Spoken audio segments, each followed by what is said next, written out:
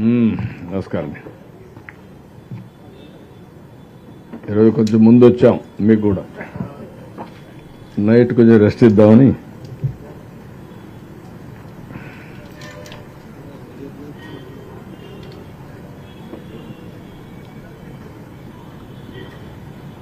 మా వాళ్ళు మీకు సమ్మరీ రిపోర్ట్ ఒకటి ఇచ్చారు, చేరిందా?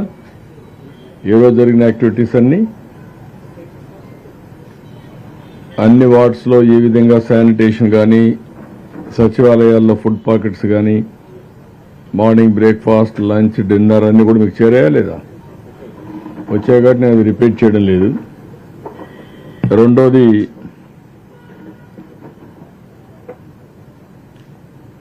ఈరోజు కపుల్ ఆఫ్ అబ్జర్వేషన్స్. మెయిన్ గా ఈరోజు చేసిన పని, ఎస్ఎల్బిసి కన్వీనర్ ని, బ్యాంకర్స్ ని, అదే మరిగా ఇన్సూరెన్స్ కంపెనీస్ అందరిని పిలిపించాం. ఐఆర్డీఏ ఎగ్జిక్యూటివ్ డైరెక్టర్ లైన్లోకి వచ్చాడు. అదే మరిగా ఈ బ్యాంకింగ్ చూసే joint secretary government of India, ఆయన కూడా లైన్లోకి వచ్చారు. అందరం కలిసి 2 క్లాసిఫికేషన్స్ ఉన్నాయి. ఒకటి, వ్యాపారం చేసిన వాళ్ళందరూ కూడా చిన్న చిన్న వ్యాపారాలు కానీ, లేకుంటే చిన్న చిన్న ఎంఎస్ఎంఈ యూనిట్స్ పెట్టుకొని ఇంట్లోనే మ్యానుఫ్యాక్చరింగ్ అవన్నీ చేస్తున్నారు. ఇందులో ఇంకొక పక్కన వెహికల్స్, 2 వీలర్, 3 వీలర్, 4 వీలర్, ఈ వెహికల్స్ అన్నీ ఉన్నాయి. ఆ ఏరియాలో మొత్తం వెహికల్స్ అన్ని సబ్మర్జ్ అయ్యాయి. కొన్ని వెహికల్స్ కొట్టుకొని పోయినాయి, కొన్ని వెహికల్స్ అయితే చాలా వరకు పాడైపోయే పరిస్థితికి వచ్చాయి. అన్నిటి కూడా కొన్నిటికి ఇన్సూరెన్స్ ఉంది, కొన్నిటికి ఇన్సూరెన్స్ లేదు. అవన్నీ అనలైజ్ చేయమన్నాం. అనలైజ్ చేసి 2 కేటగిరీస్ కింద, ఒకటి ఇన్సూరెన్స్ అంతా ఇప్పించడం, దీనికి 10 days టైం బౌండ్ ప్రోగ్రాం పెట్టుకున్నాం. ఒకవేళ ప్లస్ ఆర్ మైనస్ ఒక 2 రోజులు అటు ఇటు అయినా అన్ని కూడా ఇన్సూరెన్స్ సెటిల్ చేయడం ఒక ప్రధానమైన బాధ్యతగా పెట్టుకున్నాం. దీన్ని డ్రైవ్ చేస్తున్నాం. రెండోది, ఎవరైతే వ్యాపారాలు చేస్తున్నారో బ్యాంకులో లోన్ తీసుకొచ్చుకున్నాడు కానీ, వాళ్ళు ఓన్గా డబ్బులు పెట్టుకొని కానీ చాలా వరకు నష్టపోయారు. ఎవరైతే ఫస్ట్ ఫ్లోర్లో ఉండి అందరిని చూశాను, కొన్ని ప్రాంతాల్లో మెట్ట ప్రాంతాల్లో ఉంటే తప్ప పల్లపు ప్రాంతాల్లో ఉండే వాళ్ళు మాత్రం 7 అడుగులు, 8 అడుగులు, 9 అడుగులు నీళ్లు వచ్చాయి. షాపులు కొన్ని పూర్తిగా పోయినాయి, కొన్ని ఆఫ్ పోయినాయి. ఆ ప్రకారం మొత్తం అక్కడుండే ఏ ప్రోడక్ట్ అయినా, ఒక కిరాణా కొట్టు కావచ్చు, ఒక మెడికల్ షాప్ కావచ్చు, ఒక ఎలక్ట్రానిక్ షాప్ కావచ్చు, ఏదైనా సరే పూర్తిగా కూడా నష్టపోయే పరిస్థితికి వచ్చారు. వాళ్ళందరినీ ఇప్పుడు రివైవ్ చేయాలి. బ్యాంకుల్లో డబ్బులు తీసుకొని ఉంటే ఏ విధంగా వాళ్ళు రివైవ్ చేస్తాం? అటు గవర్నమెంట్ ఆఫ్ ఇండియా అంటే మామూలుగా బ్యాంక్స్, ఇటు స్టేట్ గవర్నమెంట్ ఏవైనా వాళ్ళ కన్సెషన్ రేట్ ఆఫ్ ఇంట్రెస్ట్ ఇస్తామా? ప్రిన్సిపల్ అమౌంట్లో కూడా కొంత ఏమైనా తగ్గించగలుగుతామా? దాంట్లో ఉండే ఇన్స్టాల్మెంట్స్ కూడా పెంచగలుగుతామా? ఇవన్నీ కూడా వర్కౌట్ చేస్తున్నాం. ఈరోజు ఒక వ్యక్తి ఒక 25 లక్షల రూపాయలు వ్యాపారం చేస్తూ ఉంటే 15-20 లక్షల రూపాయలు సరుకు పోయి ఉంటే, లేదంటే 25 లక్షలు పోయి ఉంటే 25 లక్షల రూపాయలు వడ్డీ కడుతూ మళ్లీ వ్యాపారం చేయడానికి పెట్టుబడి పెట్టాలి. అది అబ్నార్మల్ భారం అవుతుంది. ఈ కెనాట్ సస్టైన్, సర్వైవ్ కూడా కాలేడు. అలాంటి వాళ్ళకు రివైవల్ ప్యాకేజ్ ఏమి ఇవ్వగలుగుతాం అనే ఎక్సర్సైజ్ చేస్తున్నాం. ఇది కొంచెం డిఫికల్ట్ ఎక్సర్సైజ్. దాన్ని ఏ విధంగా చేయాలని ఆలోచించి ముందుకెళ్తాం. ఇంకొక పక్కన ఇండ్లల్లో ఉండే ప్రతి ఒక్కరికి ఒక స్టవ్ పోతుంది, లేకపోతే ఏసీ ఉంటే ఏసీ పోయింది, ఫ్రిడ్జ్ ఉంటే ఫ్రిడ్జ్ పోయింది, ఎలక్ట్రానిక్ ఏమున్నా అన్నీ కూడా పోయినాయి. ఇంట్లో ఉండే నిత్యావసర వస్తువులు లేకుంటే బట్టలు, ఇంకా మామూలుగా కాదు, కొన్ని అయితే మామూలుగా ఏదైనా వుడన్ ఉంటే ఆ వుడ్ అంతా కూడా పాడైపోయింది, రీప్లేస్ చేసుకోవాలి, వార్డ్రోబ్స్తో సహా పూర్తిగా పోయినాయి. దానికి ఏం చేయగలుగుతాం కూడా ఆలోచిస్తున్నాం.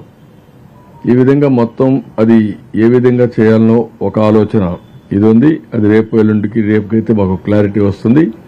ఫస్ట్ బ్యాంకర్స్తో చేయవలసిన పనులకు మాత్రం ప్రాధాన్యత ఇచ్చాం. రెండు కూడా లోన్స్ని రీషెడ్యూల్ చేయడం, లేకపోతే వాళ్ళ మీద ఉండే భారం తగ్గించడం, ఏమేం చేయగలుగుతామో మొత్తం మనం చేసే పరిస్థితిలో ఉండలేం. కానీ అటు బ్యాంక్స్, ఇటు రాష్ట్ర ప్రభుత్వం ఇద్దరం కలిసి ఏం చేయగలుగుతామో సీరియస్గా ఎక్సర్సైజ్ చేస్తున్నాం. రేపటి నుంచి చర్చల్లో వాళ్ళ అసోసియేషన్స్ను కూడా ఇన్వాల్వ్ చేస్తాం.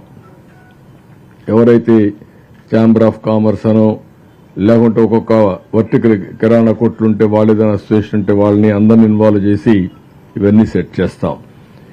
ఇంకొక పక్క ఆటోమొబైల్ మాత్రం ఇమీడియట్ టేకప్ చేశాం. ఇన్సూరెన్స్ ఉండేందుకు ఇన్సూరెన్స్ ఇప్పిస్తాం. లేని వాళ్ళకి ఏం చేయాలనో దాన్ని కూడా ఆలోచించి ఒక నిర్ణయం చేస్తాం. రెండో ప్రధానమైన నిర్ణయం ఈరోజు ఏదైతే ఇప్పటికీ ఫుడ్ అయితే 3 సార్లు ఇస్తున్నాం. ఈరోజు రేటింగ్ కూడా చాలా బాగా వచ్చింది. 82% హైయెస్ట్ వచ్చింది, 72% లాస్ట్లో వచ్చింది.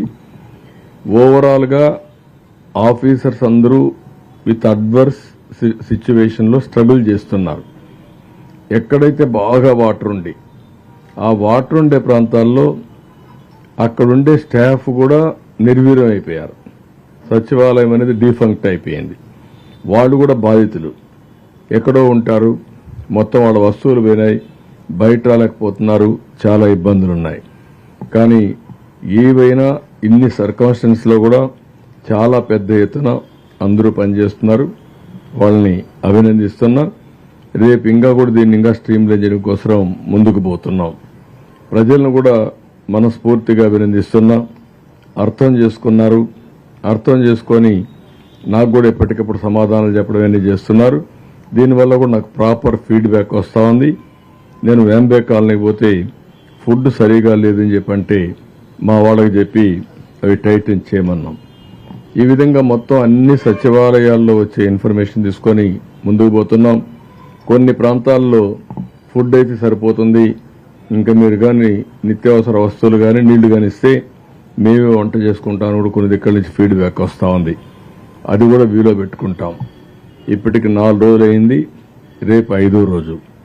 అందుకని గ్రాడ్యువల్గా రీషెడ్యూల్ చేసి ఎక్కడైతే నీళ్లు లేవో ఆ ప్రాంతాలంతా కూడా రేపే ఎసెన్షియల్ కమాడిటీస్ అన్ని కూడా ఒక ప్యాకేజ్ ఇస్తున్నాం. 25 కేజీలు బియ్యం, అదే సమయంలో 1 కేజీ పప్పు, 1 లీటరు పామాయిల్, ఇంకొక పక్కన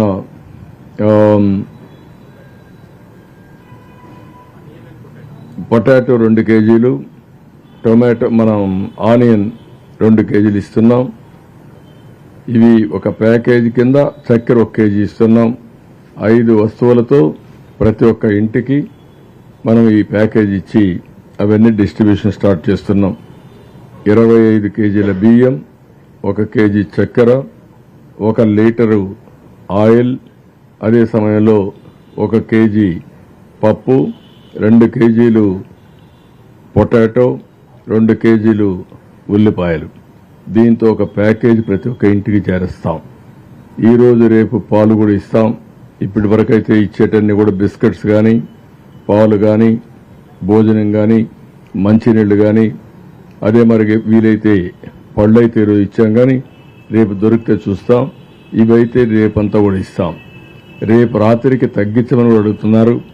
అవసరమైతే ఇంత క్వాంటిటీ కాకుండా మార్నింగ్ బ్రేక్ఫాస్ట్ ఇచ్చి, లంచ్ ఇచ్చి, నైట్ డిన్నర్ కావాలంటే కొంచెం రేషనలైజ్ చేస్తాం.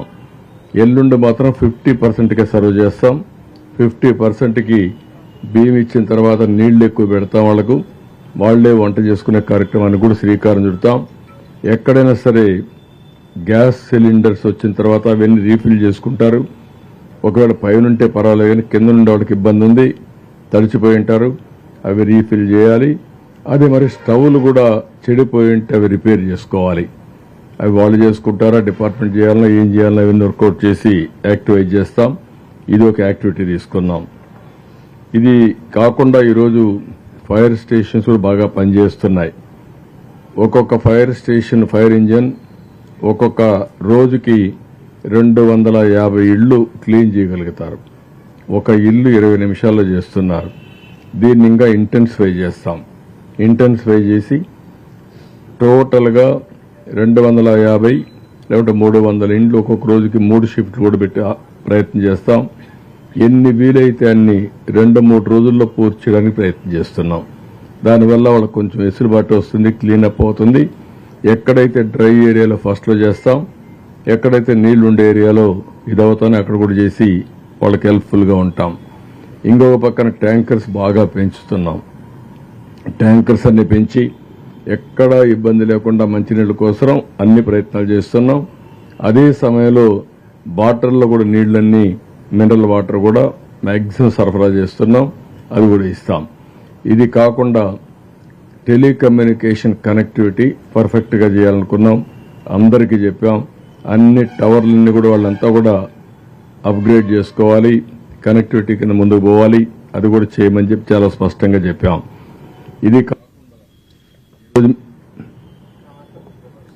ఈరోజు మీరు చూస్తే ఏదైతే కరెంటు విషయంలో రాత్రికే చాలా ప్లేస్లో కరెంట్ వచ్చింది. రేపు మార్నింగ్ ఇంకా మ్యాక్సిమం ఇవ్వగలిగినంత ఇస్తాం. ఏది కొద్ది ప్రాంతాలు తప్ప మిగిలిన ప్రాంతాలన్నీ రేపు ఈవినింగ్ రెస్టోర్ చేయడానికి ప్రయత్నం చేస్తున్నాం. డ్రింకింగ్ వాటర్ కూడా నేను ఒకటే చెప్పాను, రేపు సాయంత్రానికి కానీ ఎల్లుండి మార్నింగ్ కానీ మెట్రో వాటర్ వర్క్స్ కింద మొత్తం ఏవైతే వాటర్ స్కీమ్స్ ఉన్నాయో అవన్నీ ఆన్ చేస్తారు. ఒక 2-3 రోజులు మాత్రం ఆ నీళ్లు వంట చేయడానికి, తాగడానికి పనికిరావు. మొత్తం ఫ్లష్ అవుట్ కావాల్సిన అవసరం ఉంది. బురద నీళ్లుంటే అన్ని తీసేయాలి. అవి క్లీన్ అయ్యే వరకు జాగ్రత్తగా ఉండాలి. తర్వాత వాడుకునే అవకాశం వస్తుంది. అది ఎప్పటికప్పుడు గైడెన్స్ ఇస్తాం. ఓవరాల్గా ఇంకొక పక్కన పెద్ద ఎత్తున రేపు క్లీనింగ్ కోసం వెహికల్స్ పెట్టాం. డెబ్రీస్, ఎందుకంటే ప్రతి ఒక్క షాప్లో పెద్ద ఎత్తున కుళ్ళిపోయిన వస్తువులు కానీ, తడిచిపోయిన వస్తువులు కానీ అవన్నీ వచ్చే అవకాశం ఉంది. అవన్నీ రోడ్డు మీద వేస్తారు. ఈ రోజు నేను చూశాను, చాలా వరకు రోడ్డు మీద వేసే పరిస్థితి వచ్చారు. పెద్ద ఎత్తున వెహికల్స్ పెట్టి అవన్నీ కూడా క్లీన్ చేసే బాధ్యత వాళ్ళకి అప్పచెప్పాం. కాబట్టి ఇవన్నీ కూడా ఎక్కడికక్కడ ఏ చిన్న ప్రయత్నం కూడా లోపం లేకుండా ఎన్ని విధాలు ఆలోచించాలో అన్ని విధాలు ఆలోచించి వాళ్ళని రివైవ్ చేయడం కోసం అన్ని విధాల ప్రయత్నం చేస్తున్నాం. ఈరోజు ఇంకొక విషయం కూడా మీరు గుర్తుపెట్టుకోవాల్సింది, ఏదైతే మన బ్రీచ్ ఏదైతే అయిందో ఆ బ్రీచ్ కూడా చాలా వరకు క్లోజ్ చేశారు. 2 క్లోజ్ చేశారు. ఉదయం నుంచి మా మంత్రి అయితే అక్కడే ఉన్నాడు, రామానాయుడు అయితే అక్కడే ఉన్నాడు. ఉండి చాలా గట్టిగా పనిచేస్తున్నాడు. పనిచేసి చాలా వరకు కంప్లీట్ చేశాడు. ఇంకా మిగిలింది ఈరోజు రాత్రికి కానీ రేపు మార్నింగ్ కానీ పూర్తి చేస్తాడు. దానిపైన ఇప్పుడు కొంతమంది రూమర్స్ కూడా పెడుతున్నారు, ఏదో ఎక్కువ నీళ్లు వస్తున్నాయని. నీళ్లు రావడం లేదు, చాలా వరకు కంట్రోల్ అయిపోయింది. ఏదైతే నిన్నొచ్చిన నీళ్లే ఉన్నాయి. ఇంకొక పక్కన రేపు కానీ అది క్లోజ్ అయితే ఒక 10-15 వేల క్యూసెక్స్ ఆఫ్ వాటర్ నీరుకి వెళ్ళిపోయే అవకాశం వస్తుంది. పెద్ద ప్రమాదం లేదు. అది కాకుండా ఎప్పుడైనా సరే అనివార్య పరిస్థితుల్లో ఇంకా ఎక్కువ వాటర్ వస్తే ఏం చేయాలని ఇప్పటి నుంచి ఆలోచిస్తున్నాం. దానికి కూడా అవసరమైతే కొల్లేరు పోవడానికి ఏం చేయాలో అవి కూడా ఆలోచిస్తాం. టోటల్గా స్కోప్ అది వరకు ఇవన్నీ చేస్తున్నాం. ఇవి కాకుండా ఈరోజు మీరు చూస్తే ఒక శుభ పరిణామం, ప్రజల్లో కూడా చాలా సపోర్ట్ వస్తూ ఉంది. నేను నిన్న క్యూఆర్ కోడ్ ఇచ్చాను, సీఎం రిలీఫ్కి డబ్బులు పే చేయమని. స్పాంటేనియస్గా 2969 మంది స్పందించారు. నా దగ్గరికి వచ్చేవాళ్ళు వస్తున్నారు. వాళ్ళు నేరుగా వాళ్ళు క్యూఆర్ కోడ్ వాడి వాళ్ళు డబ్బులు ఇచ్చే పరిస్థితికి వచ్చారు. ఒక రోజులో 99,25,212 రూపాయలు డిపాజిట్ చేశారు. అంటే 1 కోటి రూపాయలు స్వచ్ఛందంగా డిపాజిట్ చేశారు. అందులో కూడా లెస్ దెన్ 1000 రూపీస్, 1000 రూపాయల కంటే తక్కువ 1528 మంది పే చేశారు. వీళ్లే 3,28,161 రూపాయలు వీళ్ళు పే చేశారు. ఇంకో పక్క 1000, 10,000, 1169 పే చేశారు. 28,09,822 రూపాయలు పే చేశారు. కడవాళ్ళందరూ చిన్న చిన్న అమౌంట్లు పే చేశారు. అంటే పెద్ద అమౌంట్లు పే చేసే వాళ్ళు తక్కువ ఉన్నారు, చిన్న అమౌంట్లు పే చేసే వాళ్ళు ఎక్కువ ఉన్నారు. ఒక స్ఫూర్తిగా తీసుకున్నారు. నేను వాళ్ళ మనస్ఫూర్తిగా అభినందిస్తున్నా. ఇలాంటి కష్టకాలంలో ప్రజలు ఇబ్బందుల్లో ఉన్నప్పుడు మీరు ఒక బాధ్యతగా తీసుకుని మీ వంతు కర్తవ్యాన్ని మీరు నెరవేర్చారు, ముందుకొచ్చారు, మీ యొక్క మానవత్వాన్ని చూపించారు. దానికి మనస్ఫూర్తిగా అభినందిస్తున్నా. ఇదే స్ఫూర్తి అందరికీ రావాల్సిన అవసరం ఉంది. ఈరోజు ఒక ప్రాంతంలో కొంతమందికి కష్టం వస్తే, ఇబ్బందులు వస్తే దేవుడు చిన్నచూపు చూసినా, లేకుంటే ఇలాంటి కష్టం వచ్చినప్పుడు మనుషులుగా ఉండే మనం మానవత్వాన్ని చాటుకోవాల్సిన అవసరం ఉంది. వైఎస్ఆర్ కాంగ్రెస్ పార్టీని చూస్తున్నాం. ప్రజలు అసహించుకునే పరిస్థితికి వచ్చారు. వీళ్ళని ఇంకా రావాల్సిన అవసరం ఉంది. వీళ్ళ ప్రవర్తనతో ప్రజలకు అర్థమయ్యి వాళ్లే అడుగుతున్నారు, మీకు బుద్ధి ఉందా, ఏం చేశారు చెప్పండి అని అడిగే పరిస్థితికి వచ్చేది. ఇది గుడ్ ట్రెండ్. ఎక్కడైనా సరే ఎలాంటి దుర్మార్గాన్ని సరిచేయాలన్నా అది ప్రజలకే సాధ్యం. ప్రజలు మీరు కరెక్ట్గా ఆలోచించి నిర్మోహమాటంగా మీరు వ్యవహరించగలిగితే, మంచిని మంచిని చెప్పగలిగితే, చెడుని ఖండించగలిగితే ఆటోమేటిక్గా మంచి చేసేవాళ్ళ సంఖ్య పెరుగుతుంది, చెడు చేసేవాళ్ళ సంఖ్య తగ్గుతుంది. ఒకరిద్దరుంటే వాళ్ళ సమాజం నుంచి బహిష్కరించగలిగితే, ప్రజా జీవితంలో వాళ్ళకి స్థానం లేకుండా చేయగలిగితే ఇంకెలాంటి అరాచకాలు జరగవు. లేకపోతే ప్రజలను మభ్యపెట్టి అరాచకాలు చేయాలని చూస్తారు. ఒక 4 రోజులుగా రాత్రింబగళ్ళు నేను ఒక్కడనే కాదు, సీనియర్ ఆఫీసర్స్ అందరినీ ఫీల్డ్కు పంపించా. నేను చూశాను సిసోడియా కానీ ఆల్ సీనియర్ ఆఫీసర్స్ పోటీపడి పనిచేశారు.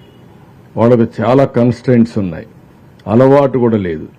అలవాటు తెచ్చుకొని బురదలో నడుస్తూ డిస్ట్రిబ్యూషన్ చేసి తద్వారా వాళ్ళు కూడా ఒక వాళ్ళ మనసులో ఉండే ఆలోచనని ముందుకు తీసుకుపోయే పరిస్థితికి వచ్చారు. ఒక విధంగా చెప్పాలంటే ఇది ఒక అవకాశం. అట్ ది సేమ్ టైం చాలా మంది ప్రజల దగ్గరికి పోవడం ఇష్టపడరు. అలాంటి సమయంలో అందరినీ పంపించి మేము ఒక యజ్ఞమార్గం చేస్తామంటే, ఈరోజు చరిత్రలో మీరు ఎప్పుడూ చూసుంటారు మా మంత్రులు ఉదయం నుంచి లోకేష్ కానీ అదే మరి రామానాయుడు కానీ ఇద్దరు ఏదైతే ఆ బ్రీచ్ ఉందో ఆ బ్రీచ్ దగ్గరుండి ఇప్పటికి 2 క్లోజ్ చేసే పరిస్థితికి వచ్చారు. రేపు మార్నింగ్కి 3వది కూడా క్లోజ్ చేయడానికి సిద్ధపడుతున్నారు. అంటే ఇది ఎవరు కూడా ఒక పద్ధతి ప్రకారం మేము చేస్తున్నాం. ఒక విధంగా చెప్పాలంటే ఒక డెడికేషన్తో, ఒక డివోషన్తో ఇది జరగాలి. మళ్ళీ ఎలాంటి చిన్న సమస్య విజయవాడకు రాకూడదని చెప్పి అందరూ పనిచేస్తున్నారు. చాలా మంది మంత్రులు ఆ ట్రాక్టర్లు తిరుగుతూ, ఎమ్మెల్యేలు ట్రాక్టర్లు తిరుగుతూ ఇంటింటికి వెళ్లి ఈ నిత్యావసరమైన చెప్పినట్టు ఫుడ్ కానీ నీళ్లు కానీ ఇవన్నీ అందించే పరిస్థితికి వచ్చారు. చాలా మందిని చూశాను ఈరోజు. బయట నుంచి కొన్ని వేల మంది వస్తున్నారు. మేము కూడా ఏదో ఒకటి చేస్తాం, మేము కూడా వీళ్లకు సేవ చేస్తామని వచ్చే పరిస్థితికి వచ్చారు. నేను ఒకటి అందరినీ కోరుతున్నా, ఎక్కడి నుంచో మీరు ఫుడ్ తేవడం, ఆ ఫుడ్ కానీ సరిగా లేకపోతే ఆరోగ్య సమస్యలు కూడా వచ్చే పరిస్థితి వస్తుంది. దయచేసి అలాంటి తేవద్దండి. ఏదైనా తెస్తే డ్రై ఫుడ్ తీసుకురండి. అవసరమైతే మంచి పప్పు ధాన్యాలు కానీ లేకపోతే ఈ యొక్క వాళ్ళు ఉపయోగించుకోవడానికి అవకాశం ఉండేటి తీసుకురండి. అట్లా కాకుండా ఎక్కడికక్కడ వంట చేసుకొని తీసుకొస్తే అది తినలేరు, అది చెడిపోతే సమస్యలు కూడా వస్తాయి, ఆరోగ్య సమస్యలు కూడా వస్తాయి. ఒకవేళ కాదనుకున్నప్పుడు నేను చెప్పిన ఈ డబ్బులంతా వాళ్ళకే వెళ్తుంది. మీకు సీఎం రిలీఫ్ ఫండ్కి ఇవ్వండి, ఈ డబ్బులు వాళ్ళ కోసం ఖర్చు పెడతాం. ఆ విధంగా మీకు కూడా మంచి చేసినటువంటి మంచి ఫలితం వస్తుంది. ఇది ఆలోచించేయమని చెప్పి ప్రతి ఒక్కరు కోరుతున్నాం. ప్రతి ఒక్కరికి నేరుగా వచ్చి పరామర్శించాలి, వాళ్ళ కష్టాల్లో భాగం పంచుకోవాలని రాష్ట్రం మొత్తం ఎక్కడికక్కడ స్పందిస్తున్నారు. ఇది మంచి ఒక స్ఫూర్తి. నేను చూశాను ఈరోజు కొంతమంది బ్యానర్స్ పెట్టుకొని వచ్చారు. మదనపల్లిని ఒక బ్యానర్స్ పెట్టుకొని మదనపల్లి టౌన్ నుంచి వచ్చారు. ఇంకొకరు మైలవరం అని చెప్పి ఒక బ్యానర్ పెట్టుకొని వచ్చారు. ఎక్కడెక్కడి నుంచో వస్తున్నారు. అన్ని జిల్లాల నుంచి కూడా వస్తున్నారు. రేపు ఎల్లుండి ఇంకా వచ్చే అవకాశాలు ఉన్నాయి. ఏది కూడా పెరిషబుల్ థింగ్స్ తేవద్దండి, తెచ్చి లేనిపోని సమస్య క్రియేట్ చేయొద్దండి. మేము కూడా 2 గంటలు లేటుగా భోజనం పంపిస్తేనే ఆ భోజనం టేస్ట్ లేదని చెప్పే పరిస్థితికి వచ్చారు. ఇంకా ఎక్కువ లేట్ అయితే ఆరోగ్య సమస్యలు వస్తే చాలా ప్రమాదం వస్తుంది. దయచేసి అలాంటి పనులు చేయొద్దని అందరికీ అప్పీల్ చేస్తున్నాం. ఇది బ్రీఫ్గా.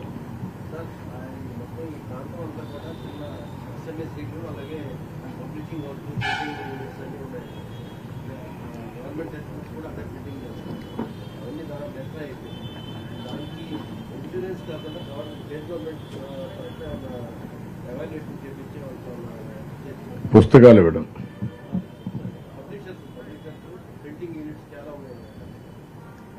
ఓకే. పబ్లిషర్స్ అవి కూడా అన్ని వాళ్లే కాకుండా వ్యాపారం చేసేవాళ్ళు పబ్లిషర్స్ ఉన్నారు, లేకపోతే చిన్న ఫోటోషాప్ పెట్టుకున్నారు, లేకపోతే ఒక చిన్న చిన్న వ్యాపారాలు కిరాణా స్టోర్స్ ఉన్నాయి, కొంతమంది పెద్ద పెద్ద షాపులు పెట్టుకుని వేరియస్ వెరైటీస్ ఉన్నాయి. అవన్నీ అనలైజ్ చేస్తున్నాం. అనలైజ్ చేసి ఏం చేయగలుగుతాం వచ్చేసి, ఎందుకంటే మనసు ఉంది మొత్తం ఇవ్వాలని, కానీ ఫైనాన్స్ చూస్తే ఖాళీ అయింది. ఇప్పుడు కూడా చాలా ఇబ్బందులు ఉన్నాయి. 2 బ్యాలెన్స్ చేయాలి. మళ్లీ మాకు రాబోయే రోజుల్లో ముందుకు పోవాల్సిన అవసరం ఉంది, కానీ వీళ్ళను కూడా ఆదుకోవాల్సిన అవసరం ఉంది. 2 బ్యాలెన్స్ చేసుకో ముందుకు పోవాలి. ఏది ఏ విధంగా చేయగలుగుతాం వీల్ వర్క్ ఇట్ అవుట్.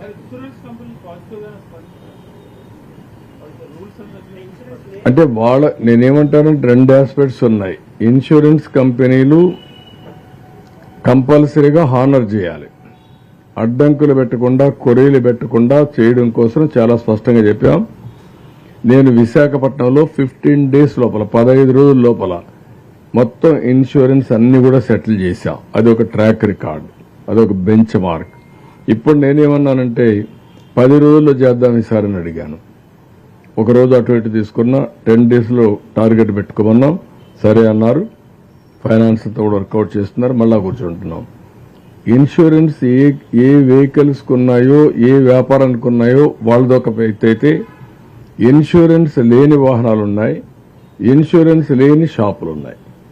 వీళ్ళకి నష్టపరిహారం ఎట్లా? ఇది సెపరేట్ ఇష్యూ. 2 డీల్ చేయాల్సిన అవసరం ఉంది. అదే మరి చిన్న చిన్న వ్యాపారాలు ఉన్నాయి. ఒక పుష్ కార్ట్, తోపుడు బండి, ఇలాంటి చాలా ఉన్నాయి. అలాంటి వీటికి ఏం చేయాలా? వాళ్ళని ఎట్లా రివైవ్ చేయాలా? సెంట్రల్ గవర్నమెంట్లో ఉండే స్కీమ్స్ ఏమున్నాయి, మేమేం చేయాలి, అవసరమైతే కొంత డబ్బులు ఎట్లు ఇవ్వాలి, ఇవన్నీ ఇచ్చి వాళ్ళ వ్యాపారాలు ఈ విధంగా రివైవ్ చేయాలో అవి కూడా ఆలోచిస్తున్నాం. ఎప్పుడు కూడా టౌన్స్ లో ఉండేది మేజర్గా ఈ ఇష్యూసే ఉంటాయి. కొన్ని ఇండ్లు ఉన్నాయి, మెజారిటీ హౌసెస్ డౌన్ ఫ్లోర్ లో షాపులుగా ఉంటాయి. కొన్ని ఇండ్లు కూడా ఉన్నాయి. వాళ్ళని ఏం చేయాలి? అవి కూడా మొత్తం కంబైన్డ్ గా ఆలోచిస్తున్నాం. First floor, second floor, third floor లో ఉంటే పర్లేదు, కానీ డౌన్ ఫ్లోర్ లో ఉండి ఎక్కువ నష్టపోయారు. అది విజిబుల్ గా నేను కూడా పోతే అడిగారు. ఇది కూడా నేను ఇంకొక పక్క అందరికి కూడా చేయాలనే మనసు ఉంది, కానీ చేయలేని పరిస్థితి కూడా వస్తుంది. అయితే నిత్యావసర వస్తువులు మాత్రం యూనిఫామ్ గా అందరికి ఇస్తున్నాం. దాంట్లో రిస్ట్రిక్షన్ లేదు, బీపీఎల్ లేదు, ఏపీఎల్ లేదు, అందరికి ఇస్తాం.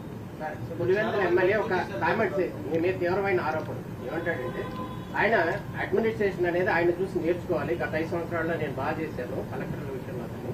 చంద్రబాబు నాయుడు గారికి నిద్ర పట్టక రాత్రిపూట వెళ్తున్నాడు తప్ప నిజానికి అడ్మినిస్ట్రేషన్ కాదు అంటూ తీవ్ర ఆరోపణ చెప్పాడు కదా ఆయన. పని చేయకుండా అన్ని అయిపోతాయని, అందుకే కదా ఈ పని చేశాడు. ఇప్పుడు 3 బ్రీచ్ చేస్తుంటే చూడని వ్యక్తిని ఏమంటాం మనం? అదే మరి ఈ రాష్ట్రాన్ని వారిగా దారుణంగా చేసిన వ్యక్తిని ఏమంటాం మనం? బాధ్యత ఉంటే మరి చేస్తారా? అంటే ఒక చేతగాని వ్యక్తి సమర్థించుకునే విధానం పనిచేయొద్దని సమర్థించుకుంటున్నాడు. మనందరికీ పని లేదు. ప్రజలు కష్టాల్లో ఉంటే ప్రజల కష్టాలు గాలి కొదిలిపెట్టి విలాసవంతమైన జీవితాన్ని గడిపిన వ్యక్తి మన గురించి మాట్లాడే అర్హత లేదు. అదే గాని ఈరోజు ఇలాంటి ఇప్పుడే కాదు, ఏ రోజైనా ఈ రాష్ట్రంలో వరదలు వస్తే పట్టించుకున్నాడా? వరద వస్తే బాపట్లలో కార్పెట్ వేసుకొని నడిచిన వ్యక్తి, డయాస్ పెట్టి పొలంలో నష్టాన్ని చూసిన వ్యక్తి. ఇప్పుడు నేను బురదలో తిరిగాను కాబట్టి బురద నీటిలోకి వచ్చాడు. ప్రజానాయకుడు అనేవాడు సేవాభావం ఉండే వ్యక్తి. ముందు మనం ఆచరించి ఇంకొకరిని ఆచరించమనాలి. నేను ఆ బురద నీళ్ళలో పోకపోతే మా అధికారులు ఎందుకు పోవాలి? అడిగే రైట్ నాకు ఎక్కడుంది? అంటే మేము వాళ్ళు పోకపోతే వాళ్ళు ఏం కావాలి? అక్కడ నాశనం అయిపోవాలనా? అంటే ఇది బాధ్యత. అందుకే నేను చెప్పాను మీకు, ఇలాంటి వ్యక్తులు రాజకీయాలకు అర్హత లేని వ్యక్తులు. ముద్దులు పెట్టి లోపలికి పోయి 10 సార్లు చేతులు కడుక్కునే రకం వేయి. అంటే ఇవన్నీ డ్రామాలు ఆడితే రాజకీయాలు రాణించలేరు. సిన్సియారిటీ ఉండాలి, మనస్సాక్షిగా పనిచేయాలి. ఇలాంటి వ్యక్తిని నేను చాలాసార్లు చెప్పాను. అతను ఒక స్ప్లిట్ పర్సనాలిటీ, ఒక సైకో. ఆయన అనుకున్నదే రైట్ అని మనం నమ్మిస్తాడు, మెస్ప్రిజం చేయడం, అదే మాట్లాడుతూ ఉంటాడు. ఇప్పుడు కూడా ఈ రోజు కూడా చూశాను నేను. మా ఇంటిని కాపాడుకోవడానికి ఆ పక్క వచ్చే నీళ్లు ఈ పక్క పంపించానంట. Can you tell? బుద్ధి జ్ఞానం ఉందా? మీరు కూడా వినేవాళ్ళకి మీకు ఏమన్నా ఉందా? అలాంటి వ్యక్తులను సమాధానం చెప్పమని అడగడానికి మీకు మనసు వచ్చిందని అడుగుతున్నా. అంటే దానికి మనం స్పందించాలి. ఎందుకు అటువంటి చెత్త మనుషులతో స్పందించాలనా? కాదు.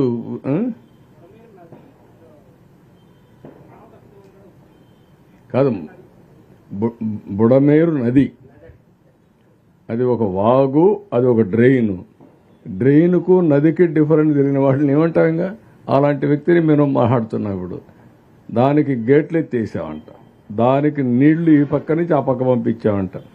మా ఇల్లు అవతల సైడ్ ఉంటుంది, బుడమేరు యువతల సైడ్ ఉంటుంది. అంటే నీళ్లు కూడా ఒకవేళ ఒక అబద్ధం చెప్పినా ఆ అబద్ధం కూడా కనీసం నాలెడ్జ్ లేకపోతే ఏమనుకుంటారో. నేను ఒక బాధ్యత కలిగిన వ్యక్తిని, నేను ఒక మాజీ ముఖ్యమంత్రిని, మొన్నటి వరకు ఇప్పుడు ముఖ్యమంత్రిని. నేను మాట్లాడితే మీరేమనుకుంటారండి? కృష్ణా నదికి బుడమేరుకు వ్యత్యాసం తెలియకపోతే రెండు నదులు చేసేస్తే ఇలాంటి వ్యక్తులు రాజకీయాల్లో ఉంటే మన దురదృష్టం కాకపోతే ఏంటిది? ఈ రాష్ట్ర ప్రజల దురదృష్టం కాకపోతే ఏంటి? అందుకే పొటాటోకి ఆ రోజు మీరు చూశారు, టమోటాకి పొటాటోకి వ్యత్యాసం తెలియకుండా మాట్లాడాడు. వీళ్ళేం చేస్తారు రాజకీయాలండి? స్పష్టత లేదు, సబ్జెక్ట్ లేదు, నేర్చుకోవాలని ఆలోచన లేదు. సాయంత్రం అయితే గల్లాపెట్ట తిరిగి వచ్చి ఎంత వచ్చిందో చూసుకుంటారు. ఈరోజు కలెక్షన్ ఎంత అని. ఇలాంటి వాళ్ళు రాజకీయాలు చేస్తాను. ప్రజాహితం కోసం పనిచేసే పరిస్థితి రావాలి. ఆ రోజులు అయిపోయినాయి. మొన్నటి వరకు మోసాలు చేశారు, కానీ మీ మోసాలు ప్రజలు అర్థం చేసుకుంటారు. నాకు పని లేకుండా తిరుగుతున్నా, ఈయనకి ఎక్కువ పని అయిపోయి ఇంట్లో కూర్చొని ఎక్కడికక్కడ ఇది చేసే పరిస్థితికి వస్తున్నాడు. ఏమంటారు? వెళ్ళాడా? రేపు వెళ్తున్నాడా? పోస్ట్ పోన్ చేయలేదా? కాబట్టి ఆయనకి పని ఎక్కువ ఉంది కాబట్టి లండన్ పోతున్నాడు. మనందరికి పని లేదు కాబట్టి మీరు రిపోర్ట్ చేస్తున్నారు, నేను తిరిగి పనులు చేస్తున్నా.